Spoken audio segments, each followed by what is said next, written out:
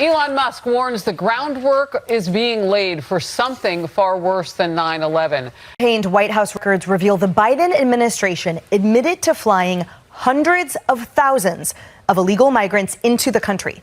Now, those records were obtained by the Center for Immigration Studies through a FOIA lawsuit, and they show that over 320,000 migrants were flown over the border using Biden's CBP-1 app.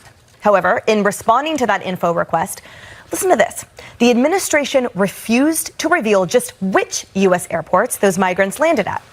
At the Center for Immigration Studies writes, quote, "The public can't know the receiving airports because those hundreds of thousands of CBP authorized arrivals have created such operational vulnerabilities at airports that bad actors could undermine law enforcement efforts to secure the United States border if they even knew the volume of CBP-1 traffic processed at each port of entry." Frightening is an understatement. And Elon Musk weighing in, saying this, quote, "This administration is both importing voters and creating a national security threat from unvetted illegal immigrants. It is highly probable that the groundwork is being laid for something far worse than 9/11. He writes, "Just a matter of time." Hemmer. Hope he's wrong about that last one there. I remember it was White Plains, New York, when the first flights started coming in. I just looked it up. It was October 2021. Those were underage migrants who were down the border in Texas that were flown up to White Plains. You remember the outrage there, and this was done under the cover of night. Everybody thought, what's going up out there? The Center for Immigration Studies took a look at this. They think it's legally dubious that you'd be able to do this, fly from another country up here. But in all likelihood, it's Venezuela, because that's where the app is being used a lot, and perhaps Cuba as well. There's a few other countries that were listed here: Nicaragua, Guatemala, Honduras, Colombia, Ecuador. I said a few. El Salvador, on and on the list goes.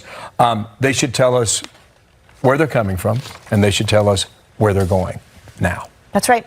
And there were questions about, remember, the actual ages of those underage migrants, because many of them were posing as juveniles. And in fact, we learned were actually on certain recidivist lists that shouldn't be there. The whole question, to Bill's point, is that, all right, so we know a handful of where they're from. Where are they going? Where are they now? And why are American citizens not being told? Why are these towns not being told until a flood just comes undernight and undermines everything? Well, can I just say thank you, Elon? I totally agree with everything you said in your tweet. But, I mean, I've heard Democrats try to make the argument of, illegal aliens don't commit crimes at a higher rate than native-born Americans. But are you not increasing the odds when you're letting well, first of all, I don't believe that, because they're already breaking the law in coming here or taking advantage of our system. Exactly. But you're increasing the odds when you're letting millions of people enter into the United States, also a record number on the terror watch list as well. So you're, of course, increasing the odds. And I think the reason why we're seeing all this happen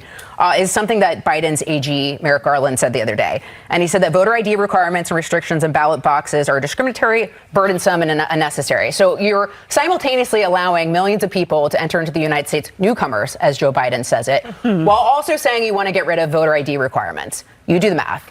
Yeah, well, look, a new way to get around a checkpoint. You can come in by air. And the fact that they're unvetted is exactly what they're doing. They're coming in illegally then, because if you're legal and you're going to a checkpoint, you got to, albeit it's not enough vetting, but at least some approach is tried at that point. But if you're coming this way, no. And you know who first alerted me to this? It was toward the beginning of Biden's administration.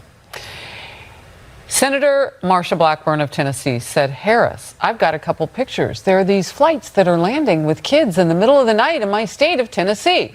They are so practiced at doing this. I wonder now, though, that Haiti has completely fallen to the hands of lawlessness, if they'll be helping out Haiti. You see, those people actually, at this point, have a reason for asylum. I can't promise you, though, they'd vote for you.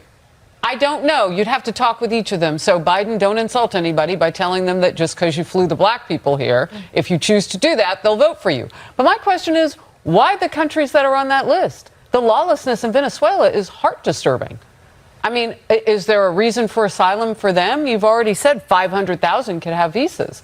I think we need to know now the details because he's practiced at this. His administration is with flying these kids around. That's right. And those ghost flights, this is in addition to that. And to your point about Venezuela, we know that the organized crime, the organized gang unit activity, the narco cartels are thriving right now on a human smuggling and a concerted effort to push those Venezuelans across the border of certain dubious nature and intents. Like the questions are massive, but we can see the result. The writing's on the wall.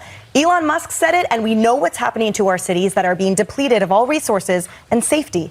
So you make a really good point. Those ghost flights are the flights with those minors. We learned about these family reunification flights by the Center of Immigration Studies, by a FOIA request, a separate flight program. I bring this up because a FOIA request from a private organization figured this out. There's so much secrecy on the border. I believe one day we'll look back and we will see that the Friday number dumps of illegal immigrants. We'll look back and see the emergency intake facilities that were so opaque, kids eating raw chicken feathers, kids on suicide watch lists. We will learn a lot if reporters do their digging, if more FOIA requests come. And then finally, the last point is the parking garages in Brownsville where illegal immigrants were being processed through. That's just a little we learned from reporters doing digging. Imagine if all the press, all the liberal press, did the digging. That's a really good point. Yeah, it's the tip of the iceberg. And remember this from a president who promised transparency in government. It's not about justice. It's not about agenda. It's not about mobilizing people. It's about dialing for corporate dollars. These two parties have sold the U.S. government and the American people to the highest bidders.